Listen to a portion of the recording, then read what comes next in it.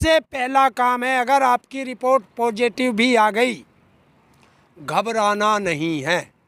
महसूस था क्या कि कोरोना है मुझे। मैंने पहले दिन सोच लिया था, जैसे ही मुझे फीवर चढ़ा था, कि जो जो लक्षण मैंने बताए थे उन डॉक्टरों ने उन लक्षण को तुरंत समझ करके मुझे बता दिया था। और डॉक्टर अमित सिंह निरवाल ने तो मुझे अपने क्लिनिक भी बुलाया, दूर से देखा था, उसने तुरंत बता दिया था। जो डर गया समझो मर गया। और हरेंद्र ताऊ ना कभी डरा है और ना कभी डरेगा। ये सर कट सकता है, झुक नहीं सकता।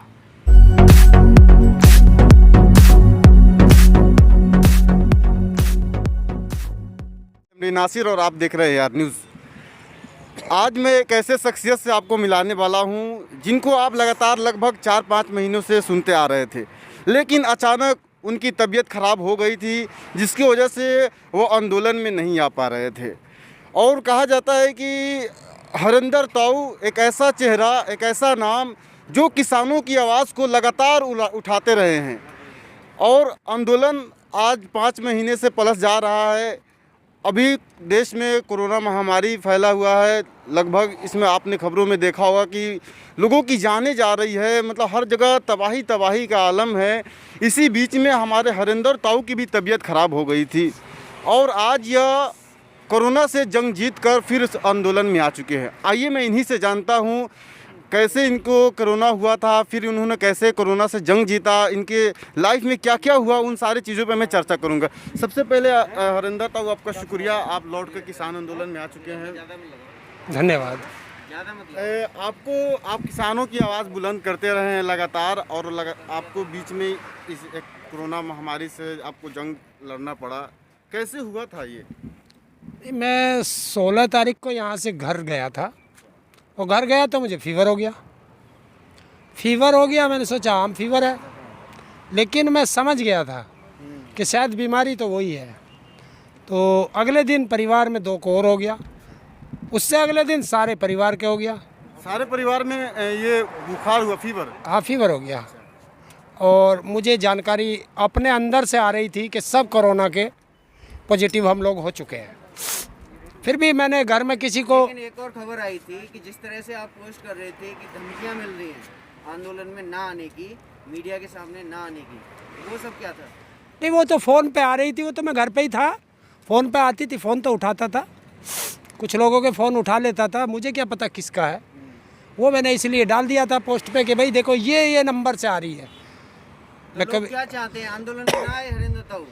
अब ये तो वो जाने। नहीं, बात तो लेकिन मेरा वो लोग हाँ, वो कहते थे शांत रहो, बोलना नहीं है, सरकार के खिलाफ बोलना नहीं है, वरना आपको उठा लिया जाएगा, मार दिया जाएगा। कुछ लोगों का कहना है कि हरेंद्र ताऊ डर गए, इस वजह से नहीं आ रहे।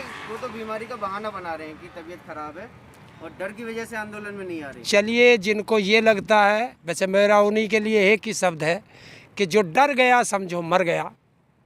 और हरेंद्र ताऊ ना कभी डरा है और ना कभी डरेगा। ये सर कट सकता है, झुक नहीं सकता।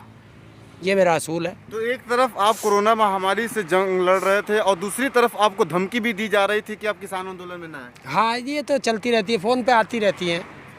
जब से मेरा नंबर वायरल हुआ है तब से कुछ चाहने वाले भी करते हैं, जिनको शायद वो मुझे दिल से प्यार करते हैं कि अपनी सेहत का ख्याल रखें, ये रखें। अभी भी मुझे कुछ लोगों ने कहा कि अभी आप बीमारी से उठे हैं, आंदोलन में ना जाएं, लेकिन मन नहीं लग रहा था घर पे। आपको 1 महीने से ज़्यादा हो गया? नहीं, 1 महीने से कम है। एक महीने के लगभग ही हो गया, समथिंग 1 महीने। नहीं, अभी 16 तारीख को तो हुआ था पिछले में। अभी तो आज तो 8 ही है, अभी 8 दिन बाकी हैं, मतलब 8 या 24, 8 दूनी 16, 20-22 दिन हुए हैं। तो फिर आप कोरोना जैसी महामारी से कैसे उभरे? आपके परिवार ने कैसे उसे जंग जीता, इसके बारे में कुछ बताएं। देखिए, एक मेरे कई डॉक्टर हैं जिन्होंने इसमें पूरी मदद की। गाज़ियाबाद में डॉक्टर अमित सिंह निरवाल हैं, मैंने उनसे फ़ोन पे संपर्क किया, उन्होंने तुरंत दवाइयाँ फ़ोन पे ही मुझे लिखवा दी, वे दवाइयाँ मंगाई गई। फिर एक चाहने वाले डॉक्टर हैं KGMU लखनऊ में, डॉक्टर कुलदीप, उनको जानकारी मिली, जैसे ही मैंने उस पर फेसबुक पे डाला था कि फ़ीवर है, उनका फ़ोन आया, उन्होंने दवाइयाँ बताई। उन्होंने तो यहाँ तक कहा था आ नहीं सकते हैं तो गाड़ी भेज देता हूँ, आप लखनऊ आ जाइए, हॉस्पिटल में एडमिट रखूँगा। मैंने कहा नहीं, ऐसी कोई बात नहीं है। तो उन्होंने दवाइयाँ लिखी है, उन्होंने भी लिखवाई। सारे डॉक्टरों ने पूरा मेहनत की और एक दूसरे से संपर्क करके दवाइयों का आपस में वो रखा। और कुलदीप भी और डॉक्टर अमित भी रोज़ सुबह शाम फ़ोन पे मेरी हालचाल, हमारे परिवार का पूरे का हालचाल लेते थे। तो अब उस बीच में फिर एक भांजे की वाइफ है, उसका टेस्ट कराना था, क्योंकि वहाँ से वो कंपनी से फ़ोन आया कि इनकी कोविड की जांच चाहिए, जबकि मुझे पता था हम नहीं कराना चाह रहे थे, तो उसके लिए करानी पड़ी। तो उसकी जो वो एंटीजन है वो तो नेगेटिव आई। RT-PCR जो है वो 23 तारीख को कराई और 28 तारीख को उसकी रिपोर्ट आई शाम को। 23 को कराई, 28 को आई सरकारी हॉस्पिटल MMG गाजियाबाद से, मतलब 6 दिन बाद। तो बताइए 6 दिन में तो पेशेंट मर जाता है। और उसके बाद भी किसी ने, सरकार ने, हॉस्पिटल ने, प्रशासन ने कोई पता नहीं किया कि ये कोविड की जांच पॉजिटिव आई है, ये पेशेंट है कहाँ। अच्छा, आपके परिवार में सबको हुआ था लगभग बुखार, और किसी सरकारी अधिकारी ने, किसी डॉक्टर तक ने आपके जाके हाल खबर को नहीं पूछा और किसी ने जायजा नहीं लिया? नहीं, पॉजिटिव आने के बाद भी नहीं लिया। अच्छा, पॉजिटिव रिपोर्ट आने के बाद भी किसी को कोई पता नहीं है कि ये पेशेंट रह कहाँ रहा, आज तक भी। इतनी लापरवाही, ये गाजियाबाद की लापरवाही है। अब आपकी तबीयत ठीक है? देखिए, हाँ, वो तबीयत ठीक है पर थोड़ी कमजोरी है। अच्छा, फिर भी कितने दिन लगे हैं उस जंग को जीतने में? देखिए, मेरे परिवार के कुछ लोगों का 7 दिन में, कुछ का 8 दिन में, कुछ का 10 दिन में, और मेरा परसों बुखार उतरा 16 तारीख से। 16 तारीख से जाके परसों उतरा। मतलब कि 16 से देख लीजिए लगभग 10-12 आगे दोबारा आई थी? नहीं, मैंने तो कराई नहीं कोविड की जांच, मैंने नहीं कराई। हमने फिर परिवार में किसी की नहीं कराई, क्योंकि हमारे जिस परिवार में महिला की आई वही हमारे लिए खाना बनाती थी, दवाइयाँ खाती थी, बुखार उतर गया, खाना बना दिया, फिर चढ़ गया, तो सब खाना तो वही। फैमिली सब साथ में ही रहते थे? सब फैमिली, यहाँ कोई है ही नहीं, कोई बचा ही नहीं। परिवार में 1-2 साल की बच्ची बची थी जिसको नहीं आया। फैमिली में सबको हुआ था वो फीवर, हाँ। फिर भी सब एक ही साथ में रहते थे। हाँ। और सबकी दवा हुआ सब एक ही साथ चलता एक ही दवाई थी, सबकी टैबलेट भी एक ही थी, कोई टैबलेट भी अलग नहीं थी। क्योंकि देखिए, वे डॉक्टर हैं, MBBS MD डॉक्टर है, एक तो एम्स में रहा है, एक KGMU में है, तो ये तो बड़े हॉस्पिटल हैं। ये तो शिकल देख के बता देते हैं कि क्या है इसको बीमारी। तो उन्होंने बता दिया था कि है तो सबको कोरोना, लेकिन घबराना नहीं है। मैं देश की जनता से भी कहता हूँ अब देश की जनता कि किसी को भी फीवर आए, खांसी जुकाम हो, 1 मिनट। तो आप देख सकते हैं कि हरिंदर ताऊ बात कर रहे हैं, फिर भी इनको अभी भी खांसी आ रही है, बीच में पानी ले रहे हैं। तो अभी इनकी तबीयत अभी भी नाजुक है और अभी भी इलाज चल रहा है। तो किसी को कोई भी दिक्कत आए, सबसे पहला काम है, अगर आपकी रिपोर्ट पॉजिटिव भी आ गई, घबराना नहीं है।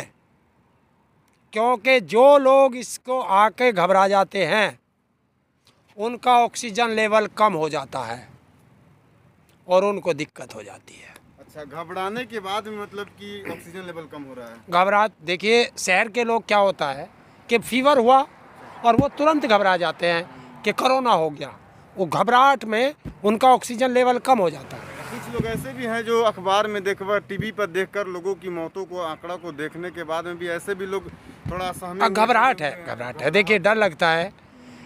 मैं बता रहा हूँ, आपको महसूस हुआ था कि आपको कोरोना हो गया है? मुझे पहले दिन महसूस था क्या कि कोरोना है मुझे। मैंने पहले दिन सोच लिया था, जैसे ही मुझे फीवर चढ़ा था, कि जो लक्षण मैंने बताए थे उन डॉक्टरों ने उन लक्षण को तुरंत समझ करके मुझे बता दिया था। और डॉक्टर अमित सिंह निरवाल ने तो मुझे अपने क्लिनिक भी बुलाया, दूर से देखा था, उसने तुरंत बता दिया था कि वो मुझे चाचा कहते हैं। बोले चाचा जी कोरोना है, मगर सबको इसी तरह। बोला तुम्हें नहीं है, पूरे परिवार को कोरोना है, लेकिन घबराना नहीं। कोई दिक्कत हो तो मुझे फ़ोन पे बात करते रहना और ये दवाइयाँ खाते रहो। तो आप दवाई खाएं, आप बिल्कुल पूरा परिवार ठीक है? हाँ, अब सब ठीक है, क्योंकि उनकी दवाई तो कुछ दिन पहले बंद हो गई थी, मेरी दवाई परसों बंद हुई है, परसों बंद करी है। ऐसे कहा जाता है क्या कि ये सच भी है कि कोरोना का जो टेस्ट होता है और उसकी अगर बीमारी ठीक भी हो जा रहा था 15 दिन बाद तक सिस्टम रहता है, 15 दिन पहले तक रहता है, मल मूत्र तक में उसमें मतलब उसका ये सिम्टम पाया जाता नहीं, है। देखिए ऐसा मुझे किसी भी डॉक्टर ने नहीं बताया। नहीं, उन्होंने एक ही चीज़ कहा कि बाहर जाना है मास्क लगाना है, सैनिटाइज़र आपको रखना है, सैनिटाइज़र नहीं रख सकते दस्ताने पहनो, थोड़ा दूरी बना के रखो, कहीं जाने से बचो, ज़रूरी ना हो तो मत जाओ। ये सब एहतियात रखने के लिए ये नहीं, ये सब रिपोर्ट चेक करानी चाहिए ना। क्यों? अब मैं फिट हो, तब भी एक बार चेक करा लो, पता चल जाएगा कि हाँ, चेक करा लेते रिपोर्ट। देखिए जितने बड़े बड़े डॉक्टर हैं उन सब ने मना किया है, सब ने मना किया है, क्योंकि लोग बाग तो कितनी गलती कर रहे। उन्होंने बता दिया आपको कि आप ठीक हो? क्या डॉक्टरों को आप बात की? डॉक्टर 14 दिन का होम क्वारंटाइन होता है। मैं 14 और 8 22 दिन का होम क्वारंटाइन काट के आया हूँ। आप फिट हो? आपको भी मतलब नहीं, मुझे वैसे कुछ नहीं है, थोड़ा कमजोरी है, ये थोड़ा कमजोरी आ गई है इतनी? हाँ, और उसका थोड़ा साइड इफेक्ट आता है। नहीं, उसके साइड इफेक्ट छोड़ के गया है, छोड़ के गया साइड इफेक्ट छोड़ कर। अब किसान आंदोलन में आप लगातार आएंगे, लोगों की आवाज़, किसानों की आवाज़ उठाएंगे? नहीं, अभी थोड़ा मुझे कम आना पड़ेगा, क्योंकि मेरे पास वाहन तो है नहीं और प्राइवेट वाहन चल नहीं रहे, जैसे बसें वगैरह, लॉकडाउन की वजह से। तो मैं जैसे बीच बीच में किसी के साथ आना जाना रखूँगा, और कुछ दिन बाद में जैसे ही थोड़ा सा शरीर में वो आ जाएगी एनर्जी सी, फिर मैं परमानेंट यहीं रहूँगा, फिर मैं जाऊँगा ही नहीं। अच्छा, अंतिम सवाल मैं आपसे करना चाहता हूँ से आंदोलन देखिए तो 5 महीने प्लस हो गए, लेकिन सरकार सुन नहीं रही है। आपका आंदोलन का क्या होगा, इसके बारे में कुछ बताएंगे? देखिए, ये तो हमारे राकेश टिकैत जी जो हमारे नेता हैं और पूरा संयुक्त किसान मोर्चा कह चुका है कि आंदोलन लंबा चलेगा, तो अभी लंबा चलेगा, ये अभी चलने दो। सरकार आंदोलन देखे, आंदोलन की धार देखे, जितना आंदोलन लंबा चलेगा इन सरकारों की कब्र खुदेगी।